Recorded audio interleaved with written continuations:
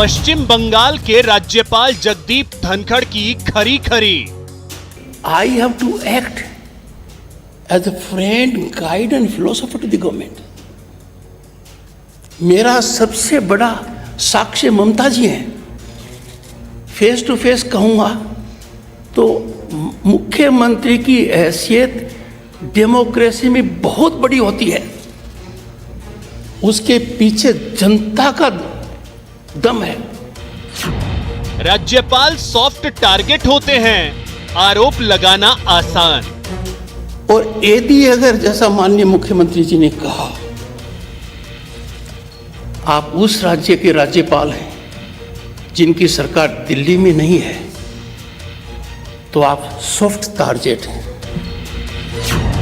धनखड़ बोले प्रोएक्टिव नहीं, copy book governor हूं।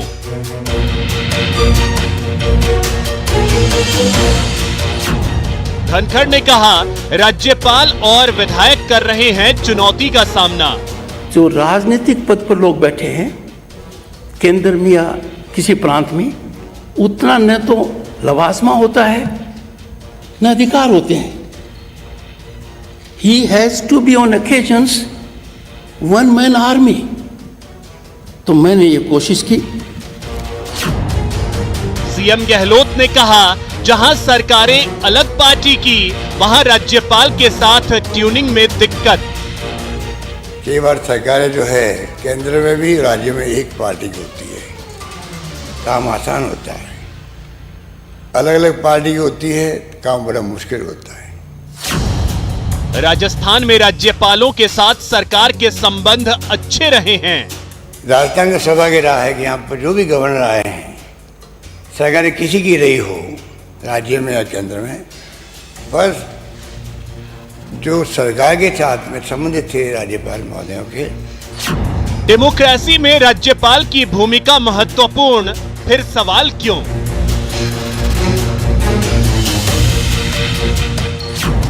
धनखड़ की खरी खरी। नमस्कार, आप देख रहे हैं न्यूज 18 राजस्थान, आपके साथ मैं हूं अभिषेक।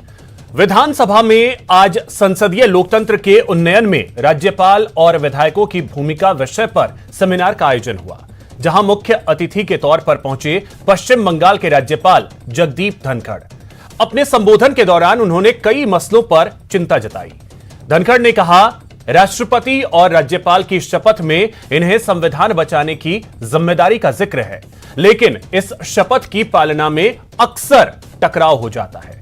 धनखड़ ने कहा कि आप अगर उस राज्य के राज्यपाल हैं जहां जिस पार्टी की केंद्र में सरकार है उसी पार्टी की सरकार नहीं है, तो यह चुनौती और भी बड़ी हो जाती है। ऐसे में आप सॉफ्ट टारगेट हो सकते हैं और आप पर कई तरह के आरोप लग सकते हैं। उन्होंने कहा कि मुझे पीड़ा होती है कि मुख्यमंत्री और राज्यपाल सार्वजनिक रूप से आखिर कैसे लड़ सकते हैं। चर्चा आज इसी मुद्दे पर कि आखिर राज्यपाल सॉफ्ट टारगेट क्यों। चर्चा इन सवालों के इर्द गिर्द। पहला सवाल यह कि क्या राज्यपाल सॉफ्ट टारगेट होते हैं। सवाल नंबर 2, सीएम राज्यपाल में खींचतान का कारण क्या सियासत। और तीसरा सवाल यह कि सीएम गवर्नर में तालमेल में कमी की वजह क्या अलग अलग दल।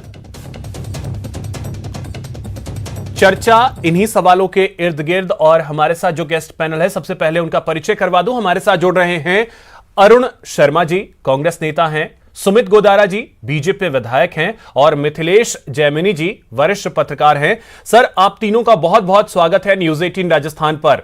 मिथिलेश जी, चर्चा की शुरुआत आज मैं आपसे करना चाहूंगा।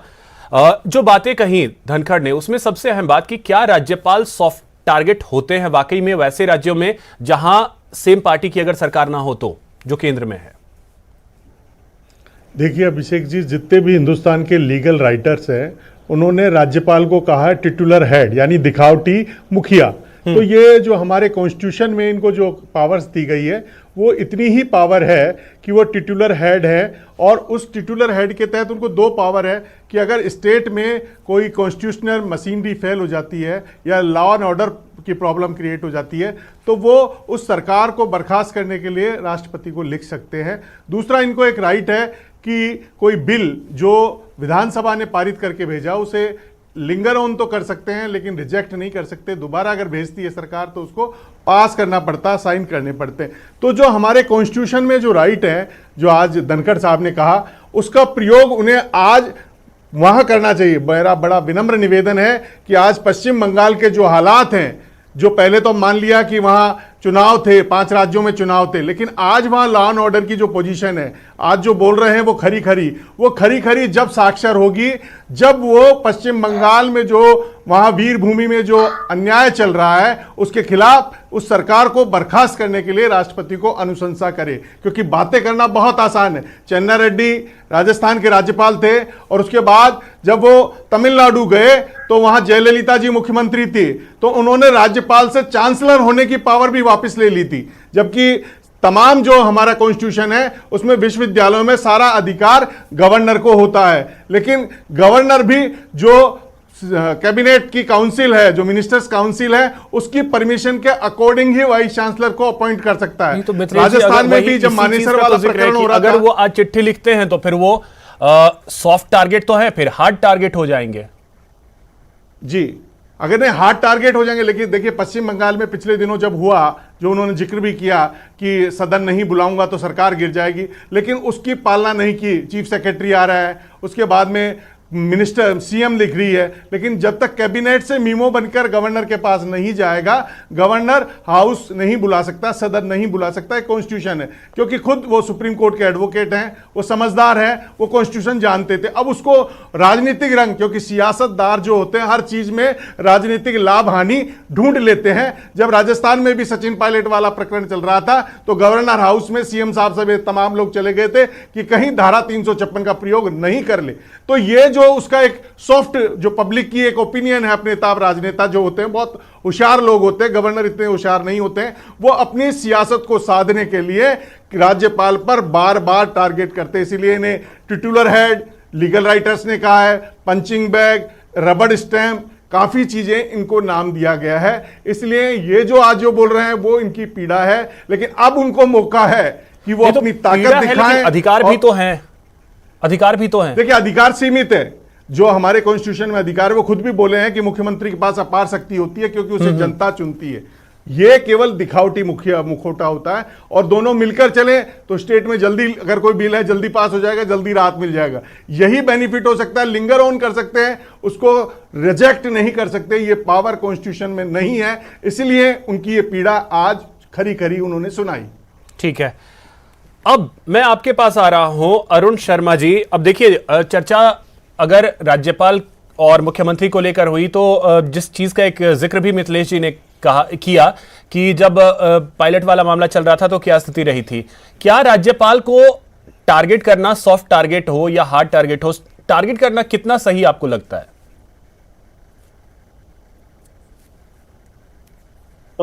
देखिए अभिषेक, राज्यपाल की भूमिका ये हमेशा से वाद विवाद प्रतियोगिता का एक सब्जेक्ट रहा है शुरू से ही।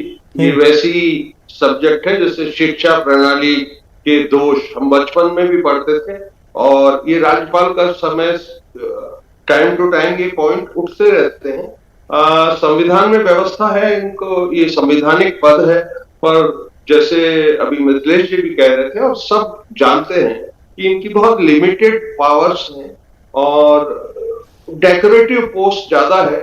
और एक एल्डरली पढ़े लिखे सुसंस्कृत व्यक्तियों को राज्यपाल बनाया जाता था। शुरू में ये परिपाटी देखी गई है, काफी शिक्षाविद हो, बड़े बड़े न्यायाधीश हो, इनको बनाया जाता था। लेकिन कुछ सालों से मतलब ये पार्टी स्पेसिफिक नहीं है, कांग्रेस ने भी अपने टाइम में किया होगा, और अब पार्टी विद ए डिफरेंस विश्व की भारतीय जनता पार्टी जो अपने आप को सबसे बड़ी पार्टी बताती है, वो भी उन्हीं रास्तों पे चली हुई है। और राज्यपालों की जो नियुक्तियां हैं वो अब प्योर कंसिडरेशन से होती हैं। उसमें भी आप इनको बांट सकते हैं, कई लोगों को एडजस्ट करना होता है, कई सीनियर्स को एडजस्ट करना होता है। कई गवर्नर जो बन जाते हैं वो काफी अनविलिंग गवर्नर होते हैं। जैसे मुझे याद है कल्याण सिंह जी को जब यहाँ का गवर्नर बनाया गया तो वो बहुत खुश नहीं थे, ऐसे ही यूपी में जो अभी गवर्नर साहिबा हैं, वो उत्तर प्रदेश की मुख्यमंत्री थी अभी रिसेंटली, अब उनको वहां से हटा के यहाँ लगा दिया है, तो they are not very happy people. एक बात। दूसरा, इनका रोल जब माइक्रोस्कोप के अंडर में आता है वो तब आता है जब हंग असेंबली हो, मेजोरिटी का फैसला करना हो कि बहुमत किसके साथ है, उस समय इनकी बड़ी क्रूशियल रोल हो जाते हैं। इसकी भी 20 एग्जाम्पल हैं हमें देखने को मिलती है कि उस समय ये कौन सा रूप अख्तियार करते हैं। लेकिन परिस्थितियां, अरुण जी, अगर परिस्थितियां सामान्य भी हो तो उन परिस्थितियों में भी अगर राज्यपाल को टारगेट किया जाए तो वो कहां तक सही होगा? नहीं, मुझे नहीं लगता कि ये जनरल सिचुएशन है भारत में कि गवर्नर्स को टारगेट किया जाता है, बल्कि कई जगह 20 एग्जाम्पल हैं। अब उदाहरण के तौर पे अगर पश्चिम बंगाल का ही देख लिया जाए, जगदीप धनखड़ ने कहा कि ममता बनर्जी के साथ उनका रिश्ता ऐसा है कि भाई बहन जैसा है, लेकिन जब बातें निकल करके सामने आती हैं, चीजें सामने आती हैं, तो किस तरीके का वाद विवाद होता है ये सब जानते हैं। देखिए, ये डे 1 से ये कॉन्फ्लिक्ट है। जब धनखड़ साहब वहां उन्होंने कलकत्ता की जमीन पर पैर रखा एज ए गवर्नर, मेरे ख्याल में उनको उद्देश्य बता दिया गया था, उनको मिशन बता दिया गया था, और पहले दिन से गवर्नर और मुख्यमंत्री में अगर इस तरीके के रिश्ते हो जो कि एक्सेप्शनल हैं, ऐसे जनरली होते नहीं है। एक मैं आपको बता ही रहा था, जो किरण बेदी थी पौंडीचेरी में, उनने भी मुख्यमंत्री का जीना लगभग हराम कर रखा था, क्योंकि वो पूरे प्रशासन में भी दखल देना चाहती थी, देती थी। वो बहुत 4-1 साल बाद उनको हटाना पड़ा, लेकिन ये सब जगह नहीं। मोस्टली गवर्नर्स अपने मर्यादा में रहते हुए काम करते हैं, जब भी मौका आता है रिपोर्ट दे देते हैं। मुझे नहीं लगता ये ऐसा नहीं है कि देश के किसी भी राज्य से ऐसी भी खबर नहीं आई है कि हाँ राज्यपाल ने अपने लिमिट को क्रॉस करने की कोशिश की हो। जो उनको संवैधानिक अधिकार है उसका वो पालन करते हैं। ठीक है सुमित गोदारा जी, अब मैं आपके पास आ रहा हूं, चूंकि आप विधायक भी हैं। आज जो विषय था उसमें विधायकों को लेकर के भी बातें थी, अब पार्टी विथ डिफरेंस की बात भी अरुण जी कह रहे थे। तो आखिर ऐसी चुनौतियां क्यों आ रही हैं, चाहे वो बंगाल ही हो या कुछ समय पहले हमने राजस्थान में भी देखा था कि राज्यपाल सॉफ्ट टारगेट बन रहे हैं।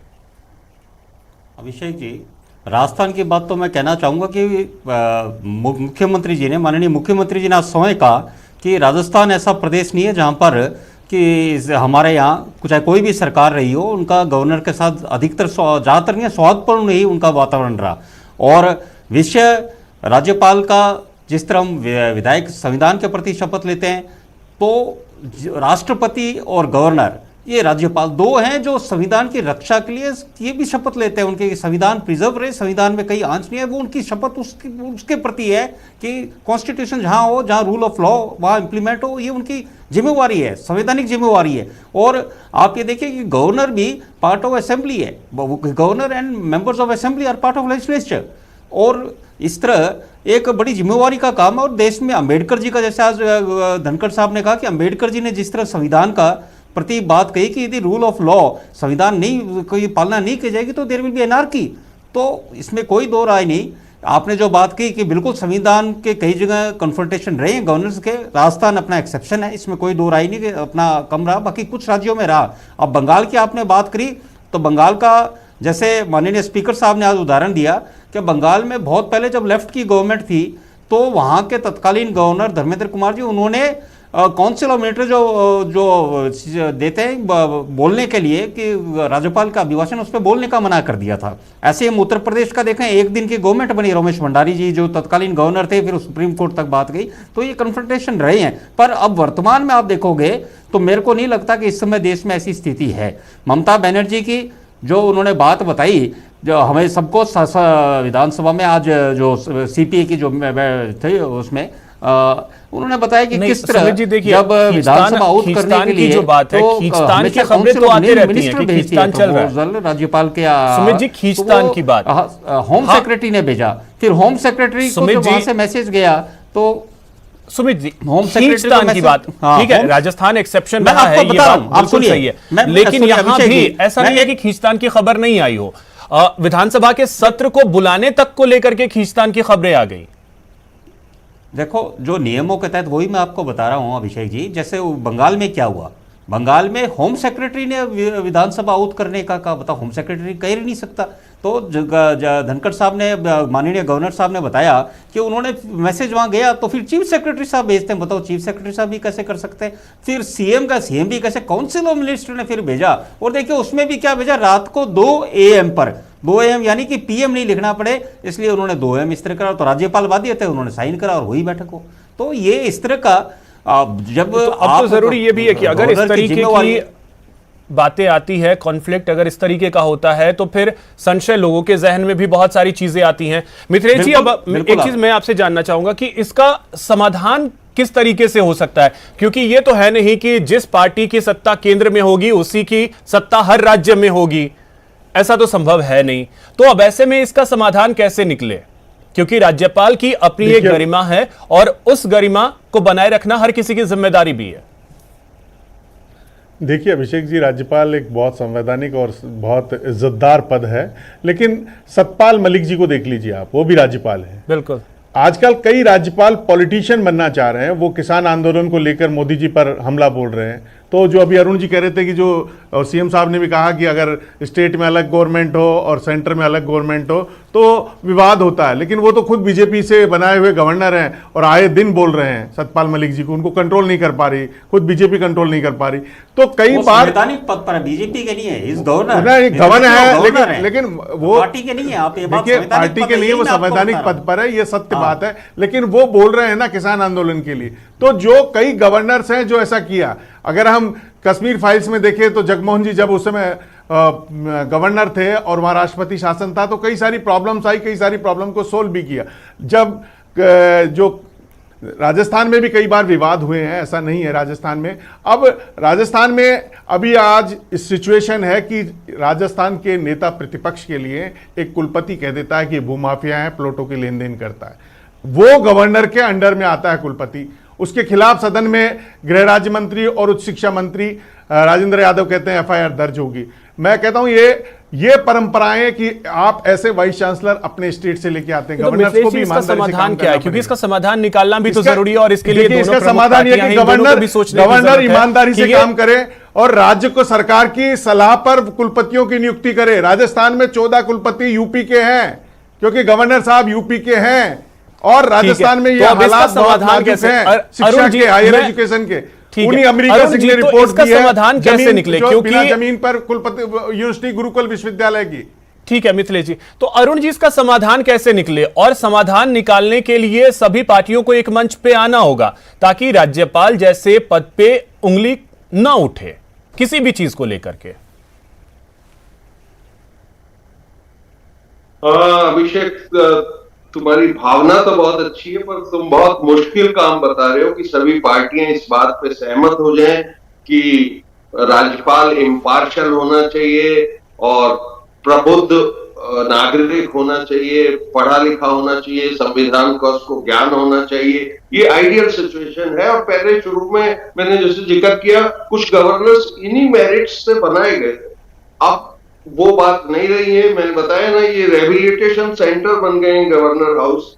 राजनीतिक पार्टियां अपने जो तो अरुण जी, लेकिन हमें वो आइडियल सिचुएशन तो लाना होगा।